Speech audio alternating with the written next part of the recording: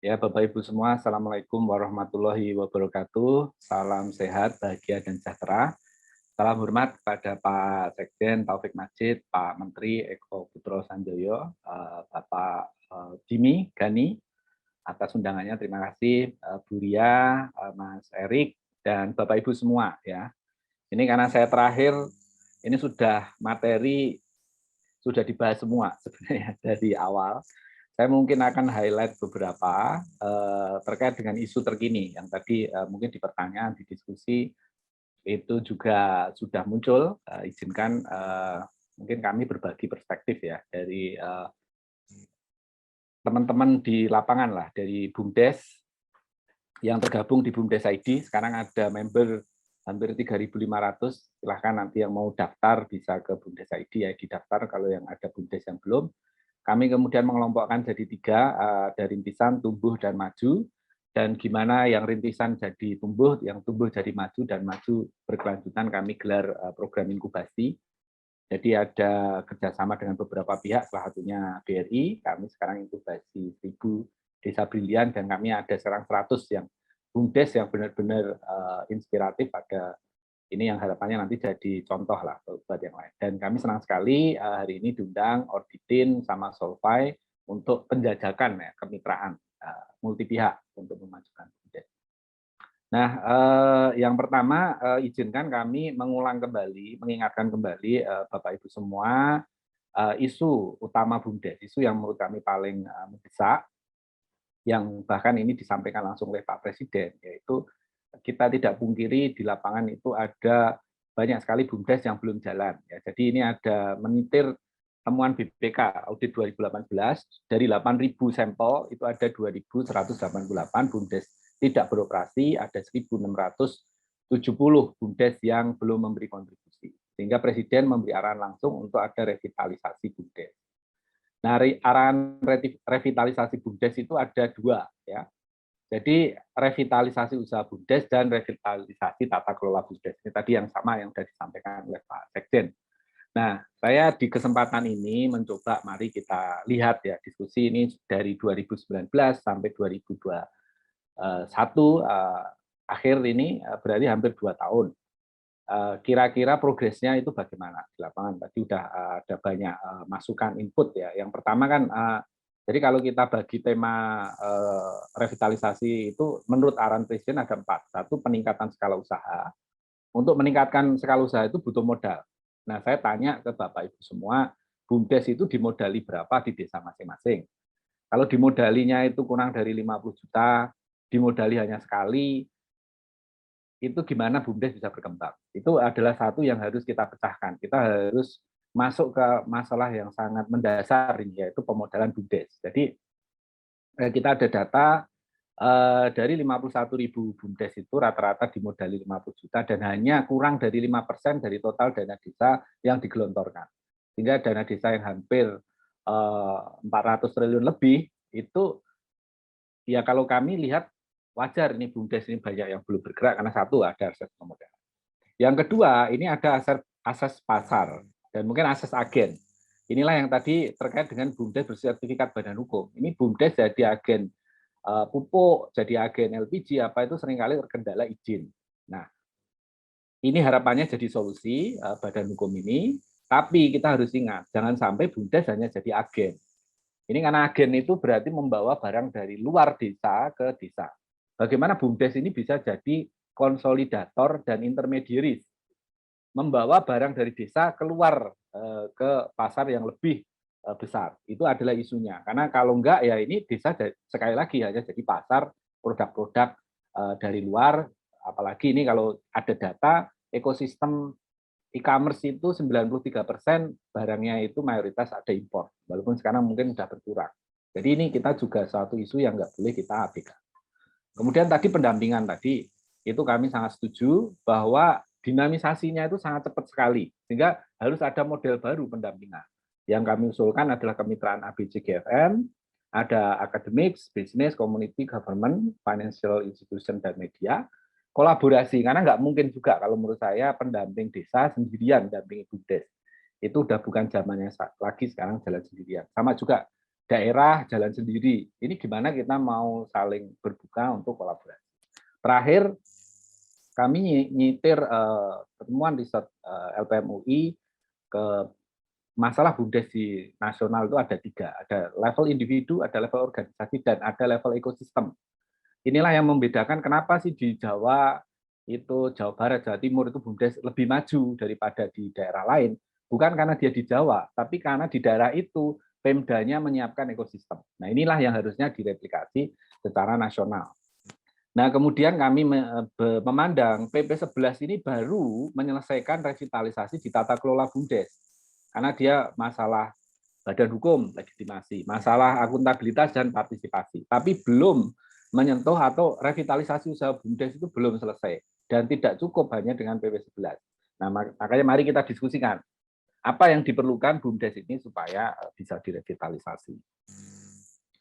Nah, kemudian yang kedua, kita tidak boleh lupa bahwa tujuan BUMDes itu adalah meningkatkan kesejahteraan masyarakat. Pertanyaannya begini, kenapa BUMDes masuk Undang-Undang Cipta Kerja? Pasal 117 Undang-Undang nomor 11 tahun 2020. Karena memang salah satu yang harus diatasi BUMDes itu adalah peningkatan pengangguran di desa-desa. Yang di masa pandemi ini ada 2,57 juta pengangguran baru, dan menariknya mereka masuk 2 bidang, yaitu perdagangan dan pertanian. Nah, makanya saya mengajak BUMDes kembali lagi ke jati diri, kembali lagi bertani. Tanam apa yang kita bisa tanam, makan apa yang kita tanam. Inilah hanya 2 ya jenis usaha BUMDes yang terbukti menyerap tenaga kerja paling besar, itu hanya wisata desa dan pertanian. Wisata desa ini saat ini sedang pingsan. Nah, pertanian ini yang harusnya kita masuk. Nah, kemudian harapannya kalau tenaga kerja terserap, kita bisa gaji di atas UMR, maka kemiskinan naik. Kemiskinan akan bisa diturunkan, ketimpangan bisa diturunkan. Sehingga sekali lagi kita samakan dulu perspektif. Kalau orang hanya melihat badan usaha BUMDes dan dia hanya fokus kepada profit, ini akan ada miss. Karena contoh kayak gini ya, tadi disebut Kampung Mataraman itu, pendapatan 6 miliar, 3,8 miliar itu adalah belanja membeli barang dari masyarakat, menggaji 88 orang. Kalau akuntansi tradisional ini nganggap sebagai beban, tapi sebagai BUMDes ini adalah kontribusi nyata, manfaat nyata bagi desa.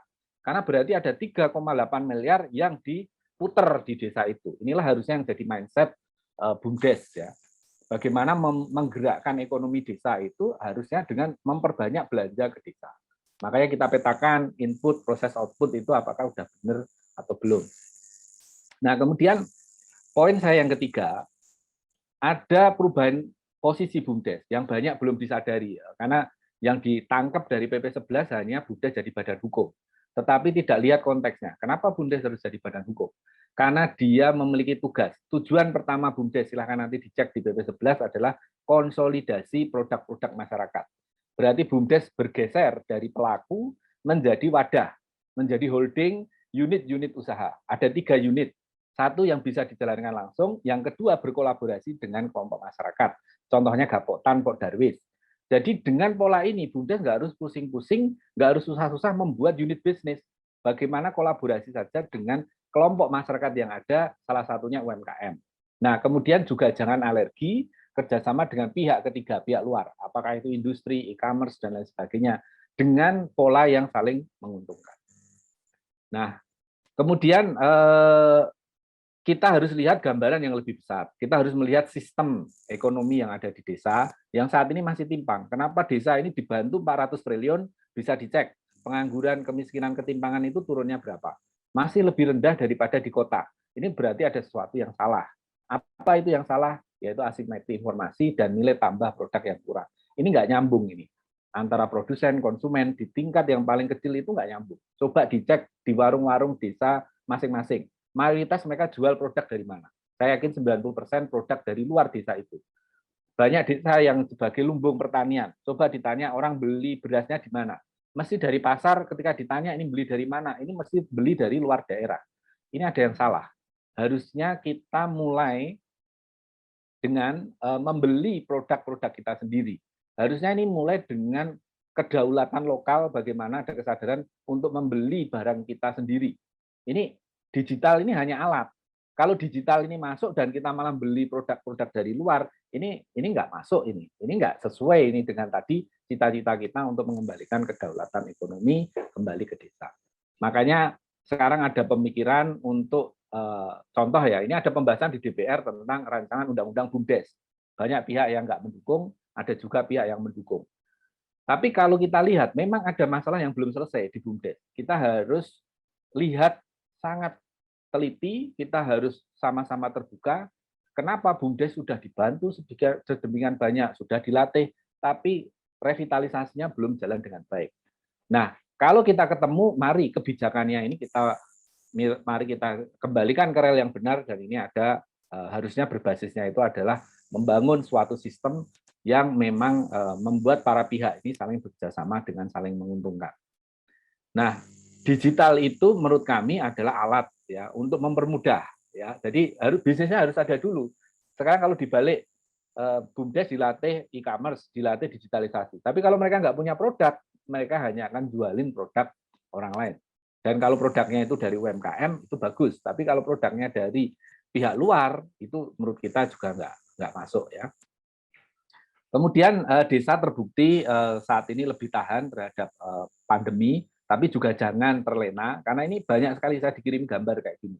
Sudah susah-susah, kemarin ya petani cabai kirim gambar ke saya, petani kubis kirim gambar saya, peternak ayam telur kirim gambar ke saya. Kenapa? Karena mereka nggak bisa jualan.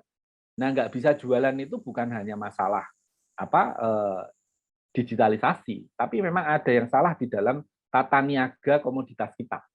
Ya, itulah yang harusnya pemerintah lihat. Nah, makanya kita di Jogja kerjasama dengan Bapeda, dengan Biro Bermas, kita mendorong adanya beras ASN. Jadi gubernur membuat Sri Sultan Hamengkubuwono mengirimkan nota dinas seluruh pegawai negeri, seluruh ASN harus membeli beras langsung dari desa yang dikonsolidasi oleh BUMDes. Nah, ini adalah aksi nyata. Bagaimana ini sebenarnya kita jadikan gerakan nasional, setiap ASN di Pemda-Pemda itu harus beli produk pertanian langsung dari desa dengan melewati BUMDes dan Gapotnas.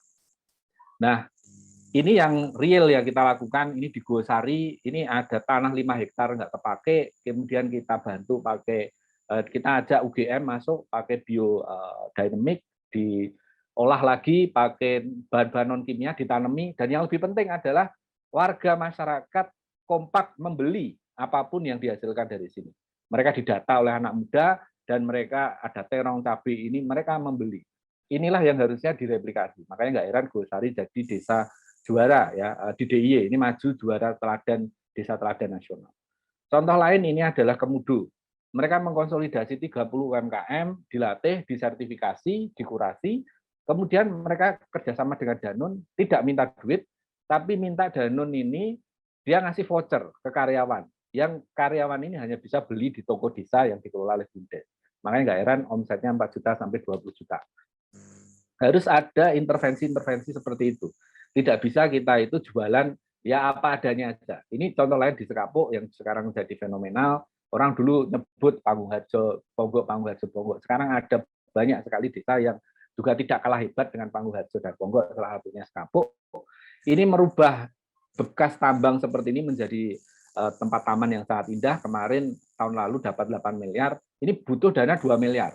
Dana 2 miliar dari mana? Dari patungan warga menabung 8.000 per hari, terkumpul sebulan 200.000, setahun 2 juta kali 1.000 kakak ini ada 2 miliar. Jadi intinya harus ada kekompakan di tingkat desa. Harusnya desa itu percaya bisa merubah nasib dengan upaya sendiri, tidak harus nunggu bantuan, tidak harus nunggu dari mana, tapi yang penting usaha sendiri.